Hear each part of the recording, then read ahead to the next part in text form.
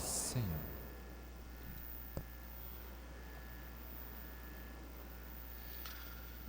Prezados irmãos, a liturgia deste domingo sugere uma reflexão sobre a nossa responsabilidade para com os irmãos que nos rodeiam. Somos responsáveis uns pelos outros. E a liturgia deixa isso muito claro, a liturgia da palavra.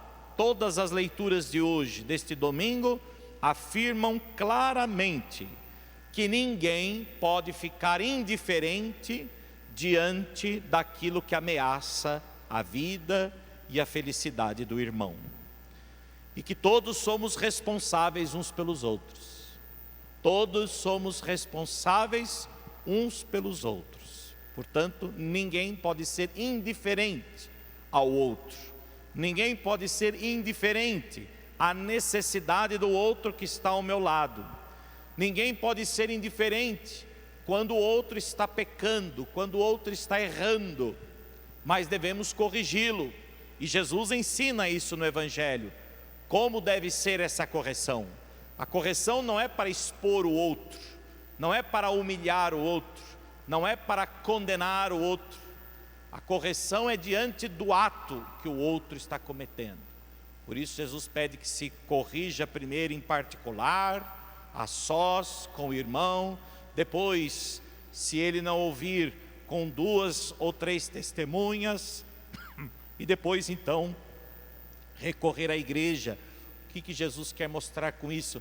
Que nós devemos nos preocupar com a salvação do irmão. Não podemos deixar que o irmão perca a salvação, que ele se perca, e por isso ajudar a conduzi-lo. A primeira leitura de hoje, por exemplo, fala-nos do profeta como que um sentinela, um vigia, que Deus colocou ali para vigiar o seu povo. E grande a responsabilidade de quem recebeu essa tarefa. Como disse o livro, a primeira leitura de hoje, do livro do profeta Ezequiel: se o teu irmão pecar, ele será julgado por isso. Mas se você não o alertou, você também será julgado. Se o teu irmão não te ouvir, então ele sim, só ele terá culpa. Mas se ele pecar, se você não tiver advertido, não tiver alertado, certamente também o pecado será seu. Portanto, Deus constitui ali o profeta com a responsabilidade, a tarefa de vigiar aquele povo, mas vigiar não bisbilhotando a vida das pessoas. Tem gente que não é vigia, tem gente que é bisbilhoteiro, né? Ele fica bisbilhotando a vida dos outros.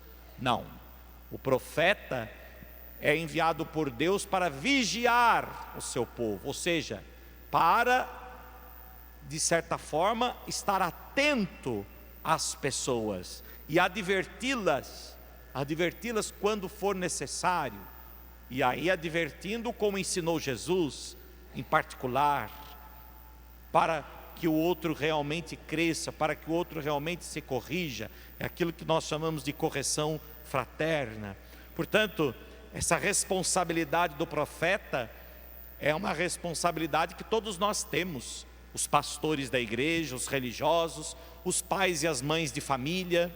O pai e a mãe não tem que sempre vigiar o filho, não bisbilhotar a vida do filho, né? Não, o pai e a mãe vigia, ou seja, cuida, zela pela vida do filho, e por isso corrige o filho. Quando o pai ou uma mãe corrige justamente as atitudes do filho, a conduta do filho. Assim também os educadores e assim por diante. Um amigo verdadeiro, né? Um amigo verdadeiro também corrige. Portanto, quem ama não sossega enquanto não acha os meios para salvar o outro. Quem ama de verdade não sossega enquanto não consegue salvar o outro. E muitas vezes, meus irmãos, nós não temos essa atitude, né? Nós temos a atitude contrária. nós falamos para os outros, nós comentamos com os outros, até usando uma certa intenção boa, querendo achar uma forma de ajudar aquela pessoa, mas primeiro a gente comenta com os outros, primeiro a gente vai, vai de certa forma passando para os outros, para depois chegar no irmão. E às vezes a gente acha, eu não vou falar porque senão o irmão vai ficar bravo comigo, o irmão vai virar a cara para mim, o irmão não vai mais querer falar comigo, ou o irmão vai ficar chateado comigo, Talvez sim, no primeiro momento, mas é muito mais fácil ele tomar consciência e voltar e considerar o que você disse quando você foi até ele, do que ele ficar sabendo pelos outros que você emitiu determinado comentário sobre ele. A gente pode até ficar chateado num primeiro momento, mas é muito mais chato a gente ficar sabendo que o outro está falando sobre o nosso erro para os outros do que para nós mesmos. Portanto, corrigir o outro, sentinela do outro, é aquele que zela pelo outro, que deseja salvar o outro. Portanto, assim na primeira leitura, atento aos projetos de Deus, à realidade do mundo, o profeta vai se apercebendo-se daquilo que está para subverter os planos de Deus, aquilo que estava para ameaçar a felicidade das pessoas, a felicidade daquele povo, daquela cidade. E como um sentinela responsável, o profeta então é chamado a alertar a comunidade para os perigos que a ameaçavam. Corrigir o outro também é isso, meus irmãos. Até um próprio filho que seja uma pessoa íntima de nós, corrigir não é de certa forma pegar o outro pelo pescoço e fazer ele cumprir e realizar o que deve ser feito, mas alertar, chamar a atenção. O outro sempre tem a liberdade dele. Deus é assim conosco. Deus não vai levar ninguém para o céu. Deus conduz ao céu. Deus não leva ninguém para a salvação. Deus conduz à salvação. Ele alerta à salvação. Ele chama a atenção para a salvação. E se até Deus respeita a liberdade da gente, como é que a gente pode querer obrigar o outro a cumprir, a realizar, a fazer aquilo que de certa forma ele deve fazer? Não que ele não deva fazer, ele deve fazer, ele deve mudar de vida, ele deve corrigir o caminho, ele deve, mas ele tem que escolher, ele tem que decidir, ele tem que ter atitude. Nós não podemos cansar de alertar, nunca cansar de alertar. Aquela história, olha, eu já cansei de falar, não vou falar mais. Não, nunca se canse.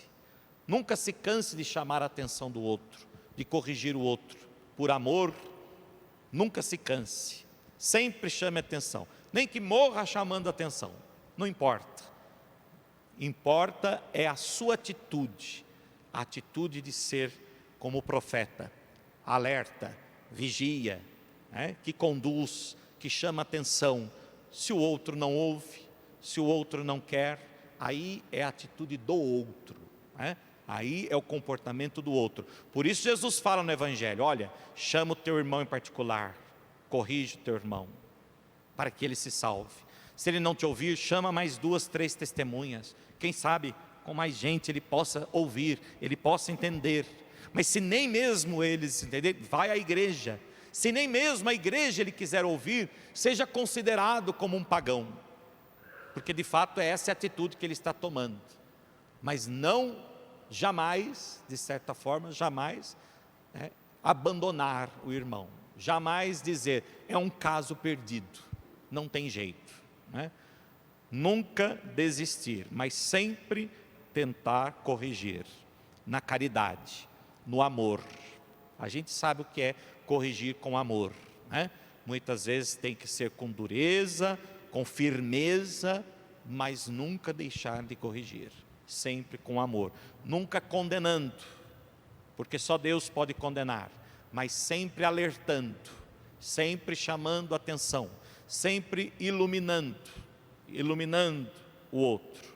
Portanto, o Evangelho deixa claro a nossa responsabilidade em ajudar cada irmão a tomar consciência dos seus erros.